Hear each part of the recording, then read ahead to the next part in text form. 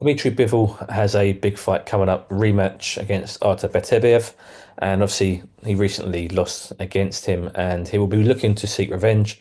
You sparred Dmitry Bivol. Firstly, how good is Dmitry? He's really good. Honestly, he's one of the best fighters I've sparred. So I'm thankful to be able to share the ring with him.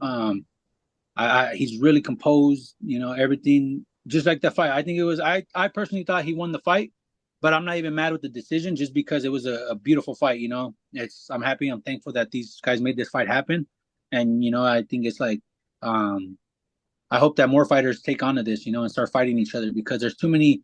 Oh, I'm the best, but they don't want to fight the best. These guys took 6 years to make this fight happen, and then they made it happen, and then 6 months later they're doing the rematch. So it's like I give it to both of them. But Beterbiev's a monster too. He's strong.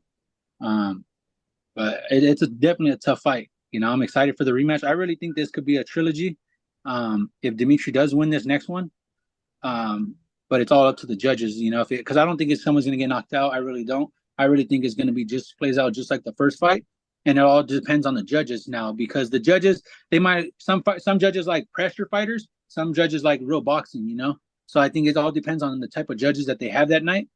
And I think Dimitri just needs to let his hands go a little bit more. I felt like he let off the gas pedal the last couple of rounds where it mattered the most. The 10th, 11th, and 12th round, I think he let off the gas a little bit. So it all just depends what kind of work, what kind of output he puts out. If he puts the output out, then he's gonna win. Do you think that's the only thing he needs to change is just keeping that um, all the way through the fight, essentially, that high level of work rate? I don't think it's gonna. I think he's gonna definitely. He said it himself. He wants to. He knew he needed to let more punches go. Um, so I think that that's what they're gonna focus on more is punches, like more punches and bunches. His defense, his jab is always sharp. His footwork is always sharp. Um, he felt he got a taste of Beterbie's power now. He knows it's real. He knows what he has to be careful for. It's just like sometimes with sparring, sometimes when you spar somebody, it's like the first time you let off all hard shots, and then after the second time you guys spar each other, it's like a lot easier because you already felt this guy's power. You already felt what all his strengths are, his weaknesses. So now you know where to come from. You know, um, so I think that it's going to be a different type of fight for them. He's training in the snow now this fight, so it's pretty cool. Um, I really think he's gonna do successful this next fight. So we'll see. Even though he lost that first fight, do you think, because you mentioned there, he's now taken Beterbiev's best punches. Is it now that Bivol's at an advantage because he knows he can take his best shot, and Beterbiev will be looking at this guy and thinking this is the only man that I've not been able to stop in my pro career? So do you think there's an advantage to the fact that they've now fought, even though he lost that first time round? Um, I think it might mess. I mean, I don't think it messes up Better Beef because they're both very strong-minded, individuals. Better Beef has a strong mind behind him. Bivol has a strong mind behind him. Even after the defeat, he said he don't feel like he lost mentally. He won. He fought. This is what he dreamed of to be fight undisputed. He got the chance, and it didn't happen. So he just knows that I think it's gonna push him a little bit more to fix all those areas that he lacked in the first fight. And I think the same thing for Beterbiev. I think Beterbieve's gonna be like, all right, I felt all this guy's punches. Now let's put more pressure. A little bit more reckless. I think. And if he acts a little reckless, he might get caught with some shots. Um, but I don't know. It's a definitely a tough fight again to call. I think it's a straight 50-50 down the middle again. Absolutely.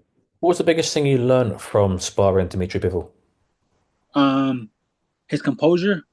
Like even if you catch him with a shot, he won't show it. He won't be like running. He won't grab onto you. He'll just stay calm and stick with his boxing.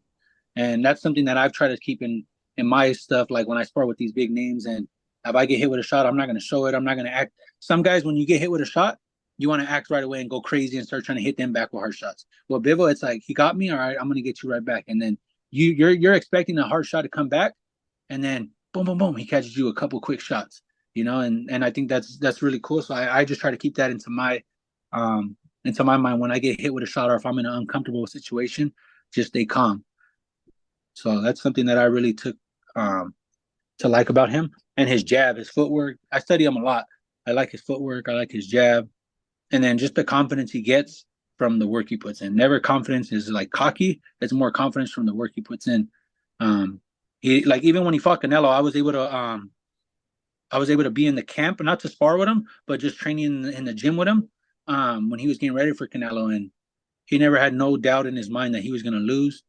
Even though it could have lost, versus Canelo. Canelo's Canelo, but he just, as long as I put in the work and I focus on the work that I put in, then I have no excuses or no worries, and it was cool. So now when I work out, I like to keep that in my mind. Like I'll never be cocky, but when I know I'm putting in all this extra work, then it's going to make me more confident. It's going to show in the ring. And yeah, that's what I liked about him. Humble guy too. Was there anything that when you first sparred him the first time and you realized, or didn't, you found something that you didn't realize beforehand, something that was very underrated about Bivol? Um, his power, honestly, like he might not look like he hits hard just because of the way his style is, but he has like surprising power where if it's not like I would say like super dangerous where you're running from his power, but if you get careless and you get caught with some of those shots, you're definitely gonna feel it. Like it's gonna make you respect his power. You're not just trying to walk in on his jab, not just trying to walk in on anything. You're gonna have to really be smart when you're going into it because if not, he's gonna make you pay. He'll expose all your flaws. Like when I first sparred him, he was catching me with shots, and I'm like, the hell did that come from? And then my coaches would like put your hand up here, and then I'll start putting it up. And so he kind of like in sparring, it was cool because he'll kind of like expose your flaws for you to try to learn from him and fix them. If not, if you don't fix them, come the next day sparring or the next 2 days sparring, you're gonna fail him. So it's you have to pick up quick with him. If not, you're just gonna keep getting shot with certain shots.